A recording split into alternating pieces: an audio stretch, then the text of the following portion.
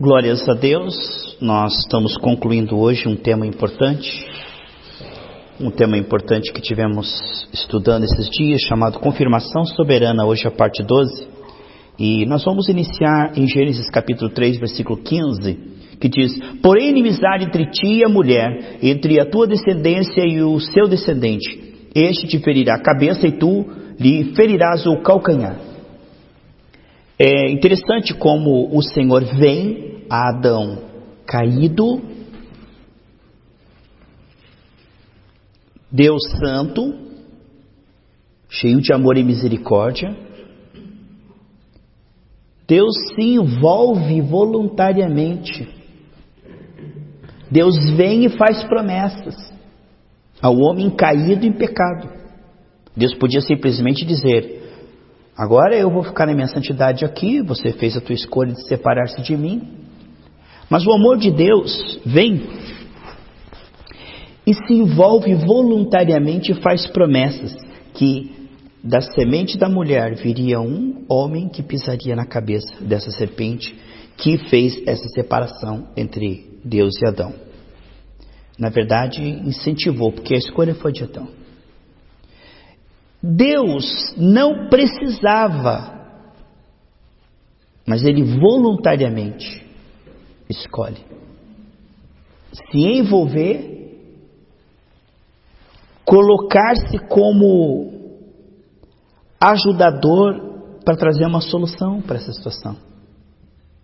Veja que Deus voluntariamente decide se envolver. Deus voluntariamente decide tomar a situação e dizer: eu sou responsável por resolver isso. Isso é um amor que se envolve. João 3,16 diz que Deus amou o mundo de tal maneira que deu o seu Filho unigênito, né? O amor de Deus se envolve. O amor de Deus entra em ação, Deus sendo livre. É como alguém tem uma dívida grande e você voluntariamente se faz fiador e diz: eu vou pagar essa conta, sendo que você não tem obrigação nenhuma. Mas você não pode ver a pessoa perecendo, então você se envolve. Deus faz isso no Antigo Testamento. Ele chega até em Adão e se envolve. Ele diz lá em Jeremias 1,12 que Ele vela pela sua palavra para fazer cumprir. No Novo Testamento, lá em Hebreus 6, 12, 17 e 18, diz: eu juro e prometo que vou te abençoar. Quer dizer, Ele se envolve até o pescoço. A honra dele está na sua palavra. Ele voluntariamente vem e diz assim: eu vou resolver a tua situação, eu juro e prometo pelo meu nome, a minha honra está na minha palavra, que eu vou resolver tudo, todos os efeitos da queda para você. É um amor tão tremendo que vem em socorro e se coloca como servo. Jesus diz: eu não vim para ser servido, mas para servir. Quer dizer, ninguém pode servir ao Senhor sem ser servido primeiro pela graça. É tomando a graça que podemos reinar em vida e podemos servir a Ele agradavelmente. Não tem como nós darmos primeiro a Ele. Ele é fonte. Tudo que nós podemos dar ao Senhor, nós apenas devolvemos, porque tudo vem dEle. Ele é a fonte. Vemos em Deus este amor verdadeiro. Aqui em Hebreus 12, 28, ele fala: se você tomar a graça, através dela você poderá me servir agradavelmente. A fonte não muda. Não é uma cisterna rota, mas dessa rocha sai água incessantemente. Então o homem agora é separado de Deus, feito um pouco menor que os anjos. Salmo 8 diz que nós somos feitos um pouco menor que os anjos. O homem separado de Deus não tem a menor chance. A menor chance. O homem se colocou numa cilada de destruição total. Feito um pouco menor que os anjos. Separado da vida de Deus. Como diz em Hebreus 4, 7 e 18. Separado da vida de Deus. Porque Romanos 5, 10 diz que o que nos salva é a sua vida. Para um morto você não pode dar informações nem leis. Você tem que dar vida para ele. Quando Adão e Eva morreram, o que ele precisava era da vida de Deus. E Deus oferece essa vida no Calvário para nós. Então o homem agora separado de Deus, totalmente incapaz, contaminado e escravo. Deus vem e lhe faz promessas. Deus vem e diz: eu vou resolver isso para você. Não teria outro. Em Isaías 59:16 e também em Isaías 63:5 diz que Jesus olhou, não havia ninguém. Pelo que ele mesmo, seu próprio braço, trouxe salvação. Não havia. Na raça de Adão, quando Adão peca, Adão peca e começa a gerar segundo a sua imagem e semelhança. O que ele gera? Pecadores, mortos. Tanto que no Salmo 51, Davi diz que em pecado ele foi gerado, O que vemos o homem na sua situação atual não tem como livrar-se. Da genealogia de Adão está tudo contaminado, mas Deus separou uma semente antes da fundação do mundo incontaminada e coloca em Maria essa semente, que não faz parte dessa linhagem de Adão, que Adão não gerou mais conforme... Ele foi feito em imagem e semelhança de Deus, mas quando ele peca, ele começa a gerar segundo a sua imagem e semelhança já caída. Então ele já gera contaminado pelo pecado. Então não tem como do homem vir salvação. Não tem como o homem reverter essa situação aqui. Tem que o próprio Deus fazer isso. Ou Deus ou ninguém mais. Só pode ser Ele. Se Ele fez promessas, porque Ele quis, porque Ele não precisava se envolver no que o homem fez, mas o amor dele fez com que ele não pudesse ficar omisso. Ele se envolve. Se Deus fez promessas, Ele mostrou que Ele queria dar uma vida abundante, que o homem perdeu. O Filho vem e paga isso na cruz do Calvário. Veja que a Trindade está envolvida.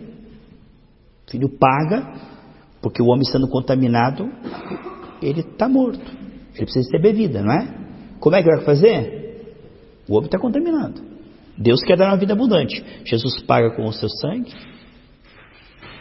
Aí, com o seu sangue, Ele limpa para que o Espírito entre. O Espírito agora pode entrar, porque Ele é santo. O homem estava contaminado, mas pelo sangue Ele é limpo. Agora, o Pai desejou a vida abundante, o Filho paga, o Espírito Santo agora pelo sangue entra, o homem, e começa o quê? A revelar essa vida abundante que Jesus Cristo deu na cruz do Calvário,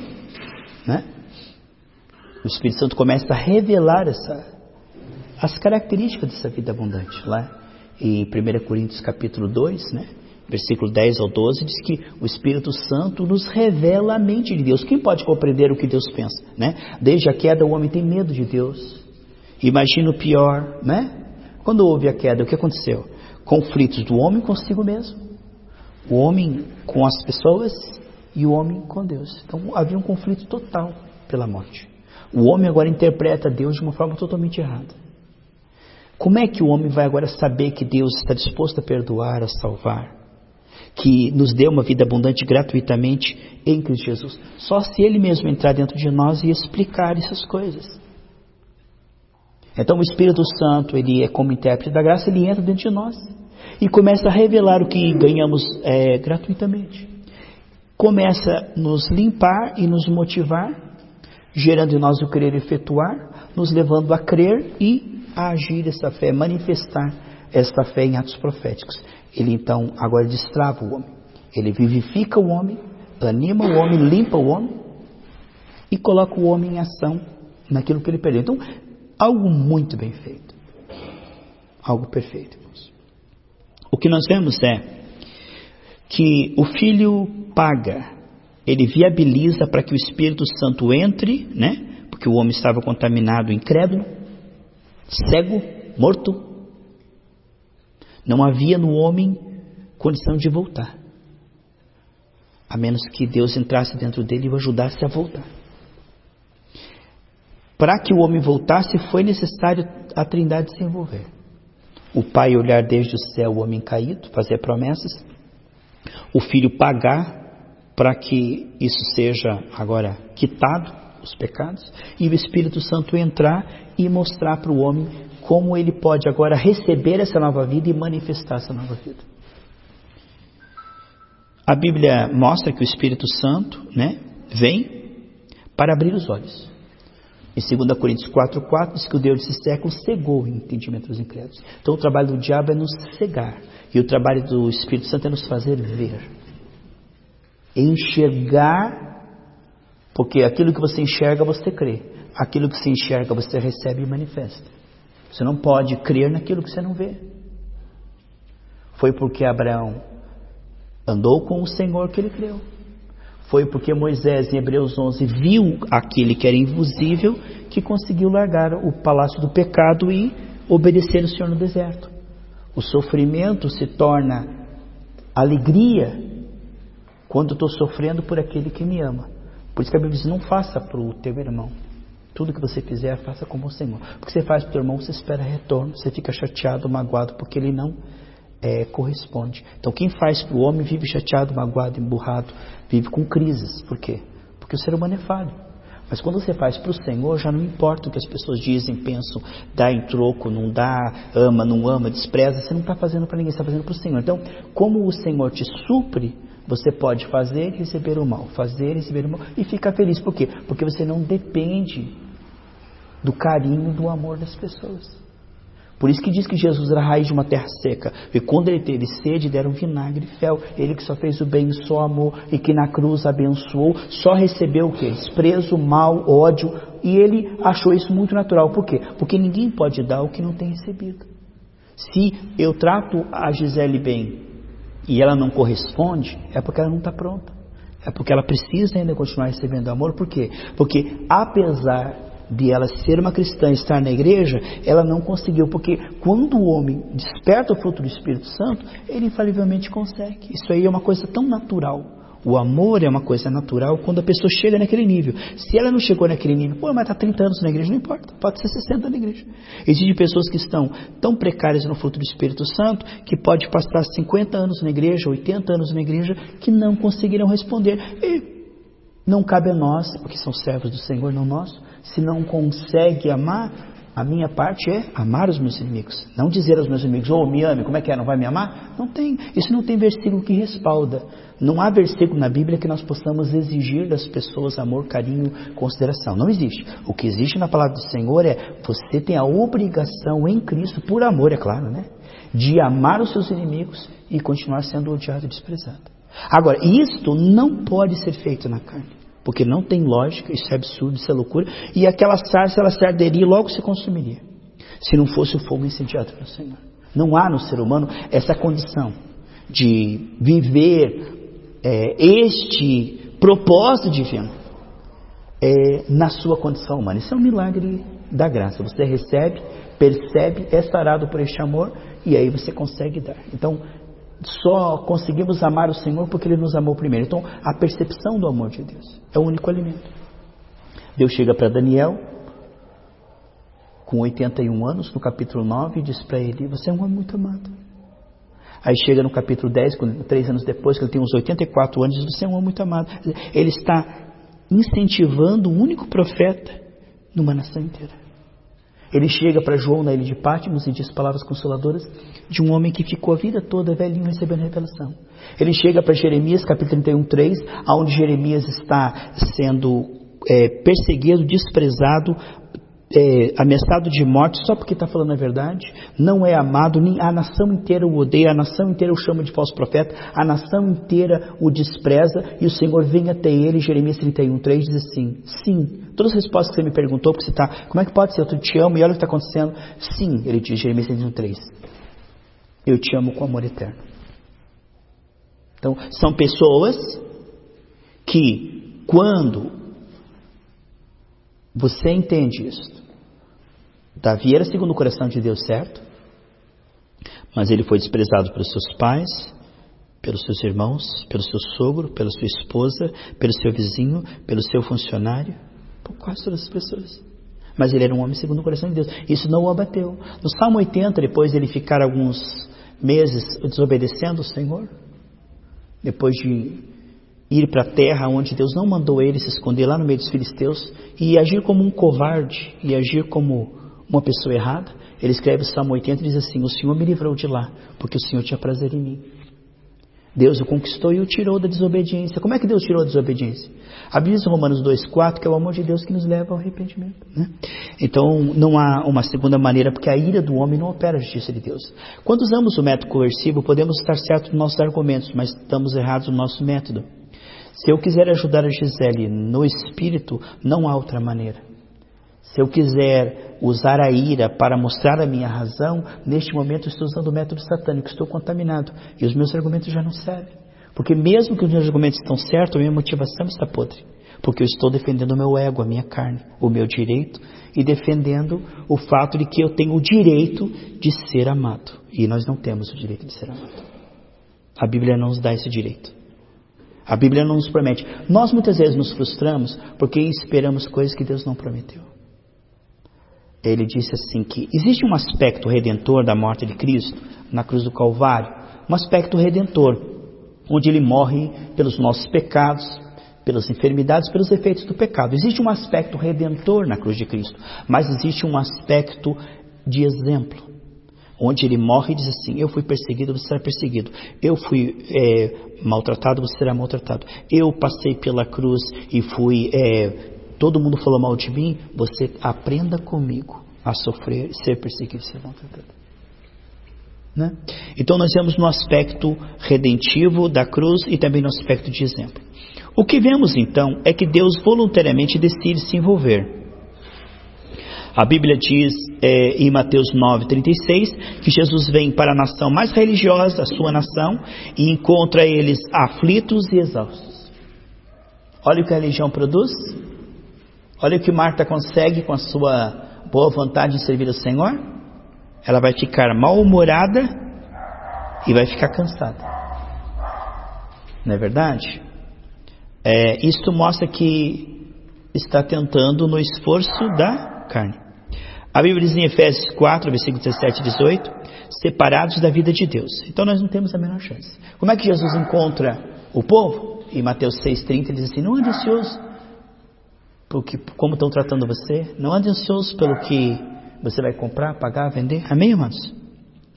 Ao crer na mentira do diabo, o homem separado do Senhor, né, tenta ser forte em si mesmo, né? Ele tenta ser fonte. Foi essa a palavra que... Maravilha esse cachorro latindo sem parar, não, irmãos. Bem de prender aí, né? Mas não prende não. Olha só. Sabendo que tem, todo sábado tem esse culto aqui, mas não, tem que soltar. Né? Olha só, quando o homem se separa de Deus, ele tenta ser fonte em si mesmo. Tenta ser fonte em si mesmo. Essa foi o que o diabo falou. Você se separa de Deus e você será Deus, será fonte em si mesmo. Você vai ser fonte, né? Todas as vezes que eu tento ser fonte em mim mesmo, independente, todas as minhas escolhas, palavras, atitudes são fracas. São fracas. São ineficazes. Porque Romanos 8,14 diz que aqueles que são guiados pelo Espírito são filhos de Deus, né? Então essa foi a ilusão. Que eu, separado de Deus, sendo fonte, estou melhor do que no temor do Senhor, tomando Ele como minha vida, como minha força. Os recursos vão se acabar, Adão. O homem, na sua condição humana, não vai conseguir ser feliz para sempre. A alegria vai acabar. A paz vai acabar. O amor vai acabar. A fé vai acabar. O bom humor vai acabar. Porque o homem, na sua condição humana, ele não pode. É a graça que dá esse desempenho eterno. Aonde quando você perde, clama a ele devolve lá em Filipenses 4, 6, 7, 8. Né? De forma que o homem só pode ser mantido em paz. Ele não pode manter-se em paz. Ele pode ser mantido na fé, mantido feliz. Ele pode ser mantido na condição de amar o seu inimigo. Por exemplo, se o Senhor me manter, eu consigo amar. Mas se o Senhor não me manter, vai chegar numa hora que eu já não consigo. Então, quando acaba a obediência, é porque eu estou tentando, como Adão, separar. Porque unido ao Senhor, não acaba. rios fluem do seu coração, você entende? O suprimento da graça, ele nunca se esgota.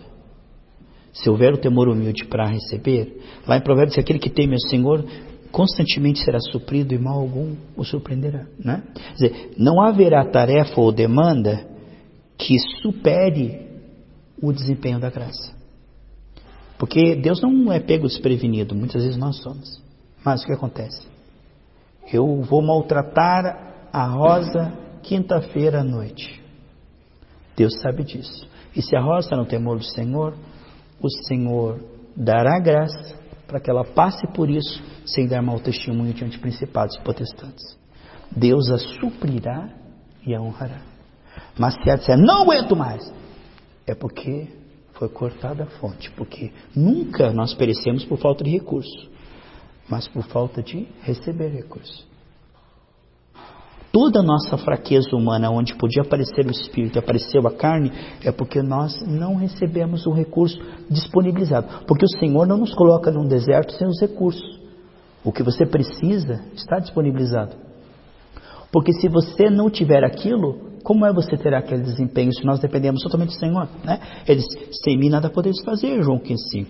Mas em Filipenses 4:3 ele diz, tudo você pode em mim que te fortalece. Quer dizer, o homem, ele mesmo tendo recebido o Espírito, ele tem uma carne. Então, esse temor do Senhor é o quê? É essa habilidade de continuar recebendo graça, né?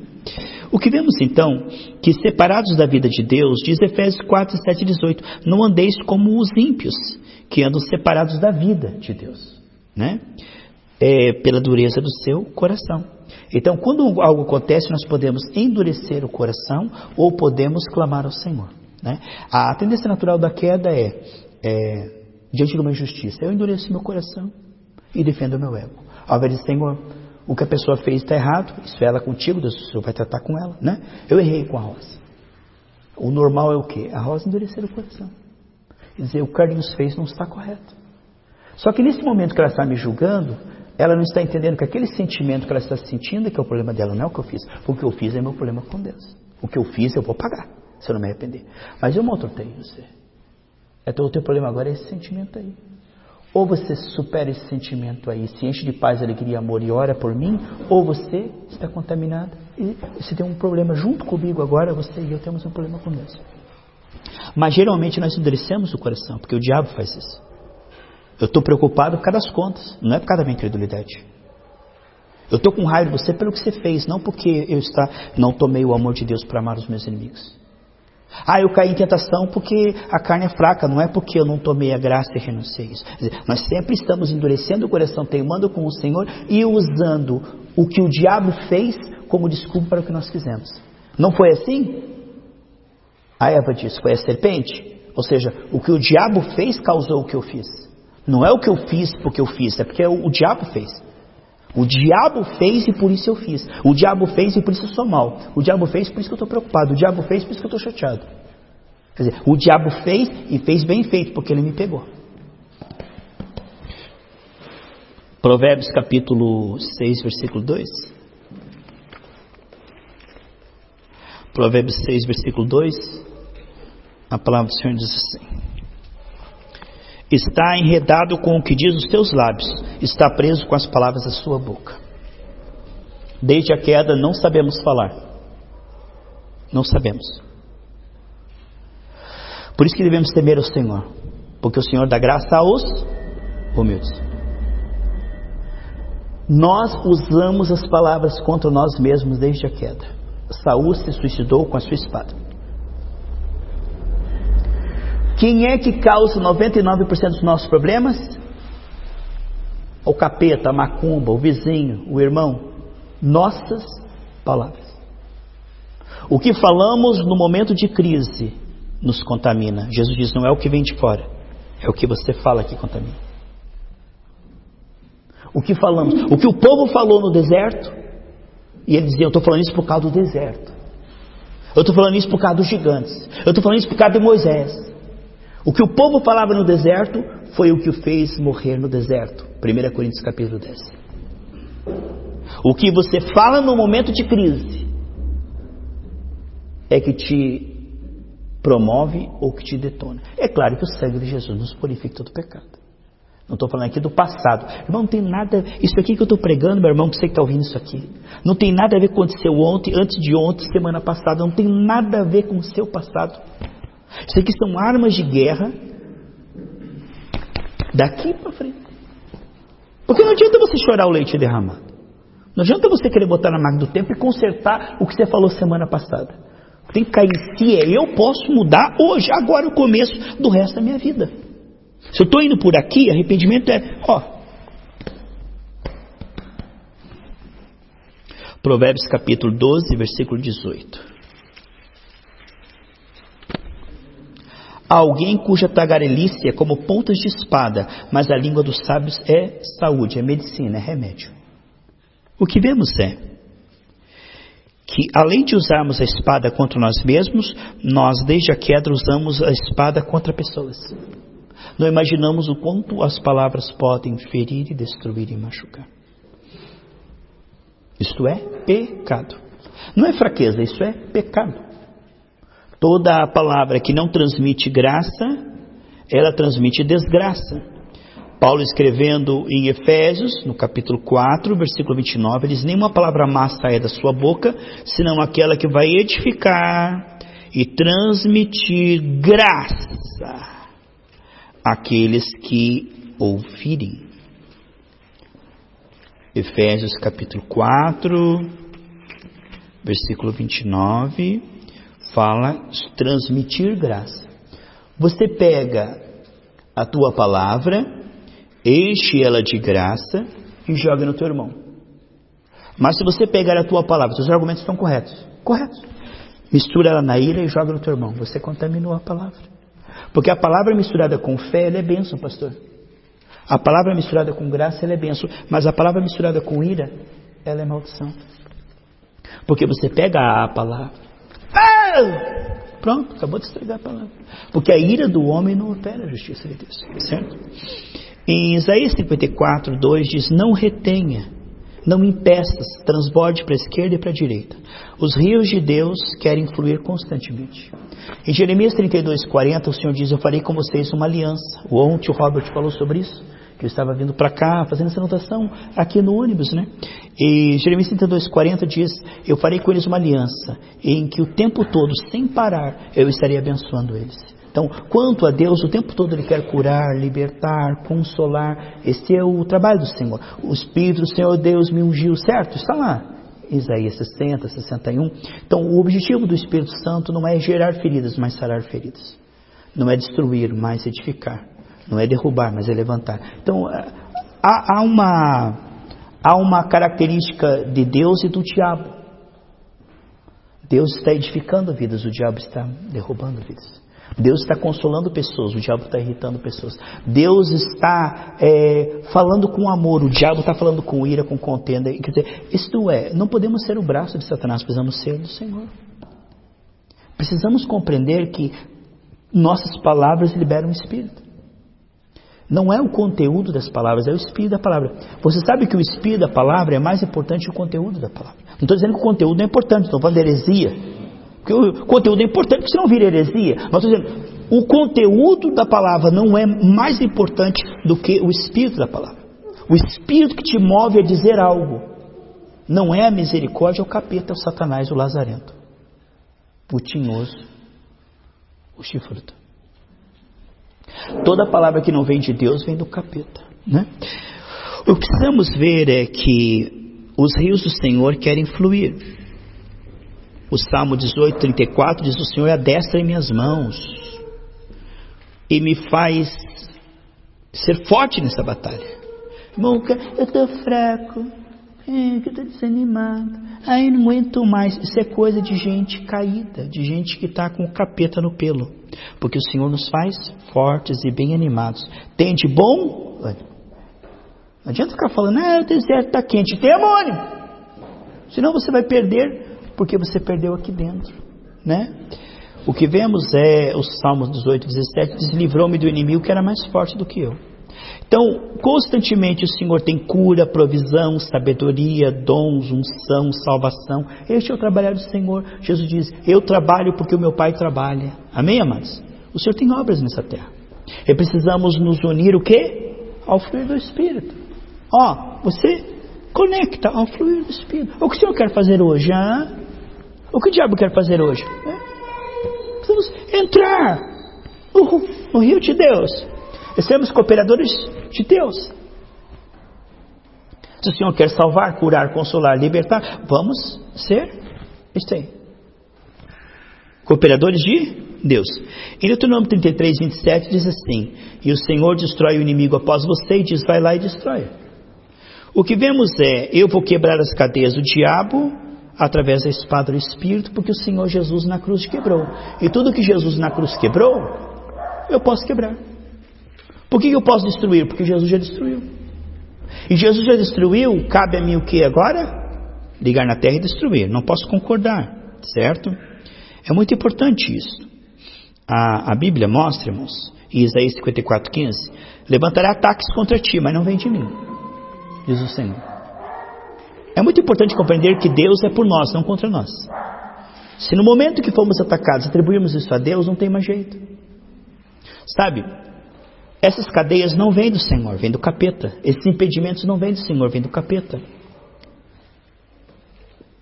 Onde o rio do Senhor passar, tudo viverá, diz Ezequiel 47:7. Ezequiel 47:7 diz que onde esse rio passar, tudo viverá. Portanto, se essas cadeias vêm do diabo, é importante vê-los como do diabo. A nossa luta não é contra carne e sangue, mas contra o demônio. A Bíblia diz em Jó, capítulo 6, versículo 4, que Jó diz, as flechas do Senhor, do Todo-Poderoso, me afligiram. Não foram as flechas do Senhor, foram as flechas do diabo. Quem tocou em Jó, lá no capítulo 1 e 2, Jó não estava vendo, nós podemos ler a história e ver. Quem tocou em tudo foi o diabo, não foi Deus. Mas por quê? Jó 3:25, porque o Jó deu brecha. Jó tinha medo, e esse medo abriu para Satanás, e como o medo permitiu, Deus também permitiu, porque Deus respeita o livre-arbítrio.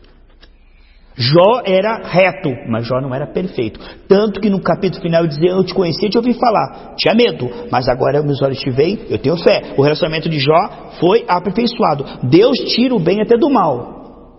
Jó foi incrédulo, o diabo agiu. Deus aperfeiçoou o relacionamento de Jó, e agora Jó tem mais intimidade com o Senhor. De tudo isso cooperou para o bem. Mas quem abriu as portas primeiro não foi Deus. Deus permitiu porque Jó permitiu. Então, aí Jó diz no capítulo 6, versículo 4, Deus me afligiu, Deus tacou flecha. Não atribua a Deus. Quando Senaqueribe atacou Israel, no capítulo 36, versículo 10, ele diz assim, você está pensando que o Senhor vai te livrar? Foi Deus que mandou eu atacar essa cidade. Quando o diabo te convence que o ataque dele vem de Deus, você não vai lutar contra, porque na final é a vontade de Deus, soframos, resignamos e seja feita a vontade de Deus. Se você atribuir as obras do diabo como provas de Deus, aí você não vai lutar contra, você vai abaixar a cabeça e se resignar e dizer, Deus fez isso, né? Está ouvindo uma pregação, caiu na internet ali uma pregação de uma pessoa que nós conhecemos em Curitiba, de uma igreja, e ele falando, né, que é a vontade de Deus que a mãe dele esteja enferma, que ele levou em tudo quanto é igrejas de pentecostais e ninguém curou a mãe dele, mas que aí ele descobriu, né, que Deus estava tirando o bem daquilo e que aquilo era bênção. Eu falei, bom, se você é líder de milhares e está falando isso, você deve saber o que está falando, mas eu não concordo. Porque o meu Deus não coloca enfermidade em ninguém. Ele é que tira a enfermidade. Aí é um líder, Márcia, de uma igreja, pregando, posso passar para vocês, dá dó, irmão, de ver o estado do homem. Eu vou passar para os irmãos depois dar uma olhada. Porque eu fico pensando, meu Deus, se um cego é um cego, aonde vão parar, meus irmãos? Então, muitos dos cristãos hoje são enganados pelo capeta e chamam os ataques das trevas de provação de Deus. Suporte, espere. Quando Deus quiser, quando Ele estiver de bom humor, Ele faz. Quanto isso vai se arrastando e gemendo. Quando claramente Jesus na cruz do Calvário destruiu essas coisas. E nos deu domínio. Em Ageu capítulo 1:10 diz, por causa do pecado de vocês é que está tendo essas coisas. Aí atribuem a Deus. Ageu 1:10 diz, por causa do pecado de vocês é que está acontecendo tudo isso no país de vocês. A Bíblia diz em Gênesis 3:18, Eva, por causa do teu pecado, a terra vai ser assim. Aí, por causa de Deus que vem terremoto. Não é nada a ver, a natureza está sofrendo terremoto, vulcões, por causa do pecado de Adão e Eva. Porque Deus não criou o mundo para ter furacão, vendaval, secas. Deus não fez os animais para comerem uns aos outros. Não, Deus não fez isso. Isso são tudo desobedientes a Adão e Eva. Aí se põe na conta de Deus. E tanto que se você fizer um seguro, eles colocam atos de Deus, atos divinos. Para incêndios, vendavais, raios, furacões, são atos de Deus. É assim que chamam os efeitos da queda, colocam o nome de Deus. Aí põe na conta de Deus. Agora, veja isso que eu falei até agora. É uma pena que o horário já está acabando, eu não posso nem falar nem 10% que eu tinha para dizer, mas não quero cansar os irmãos. Veja essas duas coisas que eu falei até aqui. Não discernimos quando o capeta está querendo nos usar e pensamos que estamos sendo justos, dando um lado para o capeta nas nossas palavras sem amor e chamando de coisas de Deus os ataques do capeta em cima de nós, coisas que nós temos que destruir. Não sabemos guerrear. O Senhor deu domínio sobre as aves, sobre os peixes, mas não deu domínio do homem sobre o homem. Nós não usamos o domínio sobre Satanás, sobre as obras do diabo, mas queremos usar o domínio sobre o irmão que falhou conosco. Somos burro a centésima, colocamos raiz quadrada, raiz a centésima potência. Na nossa carne somos burro a raiz centésima. Porque não discernimos o nosso inimigo. E não discernimos as armas espirituais. Porque para vencer nas batalhas, precisamos de armas espirituais. Armas espirituais para batalha espiritual. E a espada do Espírito não é para usar nem contra nós, nem contra o nosso irmão. É contra o mal que está no nosso irmão. E tem um versículo, eu não anotei ele, talvez eu não ache ele agora. Jeremias diz assim: eu levantarei um vento destruidor contra aqueles que habitam no coração dos que se levantam contra mim. Ele não diz: eu me levantarei contra os que levantam-se contra mim. Eu levantarei um vento destruidor contra aqueles que estão daquele que habita no coração dos que se levantam contra mim. Eu vou destruir o mentor do coração deles. Algumas traduções diz Leb Kamai, quer dizer, Leb Kamai é no meio, no coração, aquele que habita no coração. Então, depois eu encontro esse versículo, eu passo para os amados irmãos. Levantarei, é o primeiro versículo de um capítulo de Jeremias, vamos dizer assim, 28:1, 25:1, 27:1, mas eu não anotei, mas não tem problema, tá, Márcio? Depois eu passo para você, ou você vai ter que procurar, bem feito, você que ouviu essa palavra, vai procurar 28:1, 38:1, 48:1, até chegar, eu levantarei um vento destruidor, né, sobre aquele que habita no coração, né, dos que se levantam contra mim. Então, que Deus, amados, te ajude a você e a mim. 58? 51:1. Eu levantarei um vento destruidor contra os que habitam no coração dos que se levantam contra mim. Né? Aqui diz os que habitam em Leb Kamai, os que habitam no coração. Os que habitam no coração dos que se levantam contra mim. Então eu não vou destruir pessoas, eu vou destruir o mentor. Minha luta não é contra a carne e o sangue. Eu vou lá guerrear por essa pessoa. Eu vou batalhar e dizer: diabo, você está usando aquela pessoa, eu te amarro, te expulso, te queimo, te torro. Eu vou lutar contra a pessoa certa. Não vou lutar contra a pessoa: oh, irmã, para com isso. Você está, dando tiro em você mesmo. Nós somos membros uns dos outros, né? Então, debaixo do sangue de Jesus, amados, no temor humilde, nós podemos, para a glória de Deus, ter a confirmação soberana. O trabalho do diabo é nos cegar, tentar nos cegar, e o trabalho do Espírito Santo é nos fazer ver, é incendiar a nossa fé, é pôr fogo na nossa fé, para que nós sejamos o quê? Luz do mundo e sal da terra. Que você seja uma pessoa cheia do Espírito. E cheio do Espírito não é só cheio de línguas estranhas, dons, sinais. Principalmente o fruto do Espírito Santo. Né? Cheio do Espírito Santo, principalmente paz no meio das lutas, alegria no meio da aflição e amor no meio da perseguição. Que Deus nos ajude a sairmos daqui diferentes de como entramos. Dizer: Deus, eu creio que como o Senhor voluntariamente decidiu se envolver, Agora eu voluntariamente decido temer e buscar na fonte. Nós nunca seremos fortes em si mesmos. Sansão clamava uma vez, o Senhor o livrava. Sansão clamava outra vez, o Senhor o livrava daquela vez. O Senhor não nos faz todo-poderoso. Ele é o todo-poderoso em nós. De forma que nós dependemos dele em todo o trajeto. Assim como o homem escolheu se apartar de Deus, agora o homem precisa se voltar a Deus voluntariamente, todos os momentos. Nós dependemos do Senhor para pensar, para falar. Eu sei falar. Isso é a nossa ruína. Nós somos rápidos no falar. E nós falamos desconectados do amor de Deus. E essas palavras irão contra nós. Quantas vezes, irmãos, a Bíblia diz assim, lembra de onde caiu? A gente não liga os fatos. A gente nunca liga os fatos. O grande problema da gente é que a gente não aprende. Sabe por que aquele povo do deserto ele girava em 40 anos? Porque eles não aprendiam com seus erros. Muito importante, irmãos, é nós termos o quê? Não ficar se culpando, não é isso. Mas termos um senso crítico do Espírito. Veja bem. Se você erra ao pisar num buraco aqui, semana que vem você fala, semana passada eu caí nesse buraco, eu vou cuidar para não pisar nesse buraco de novo, porque eu tenho...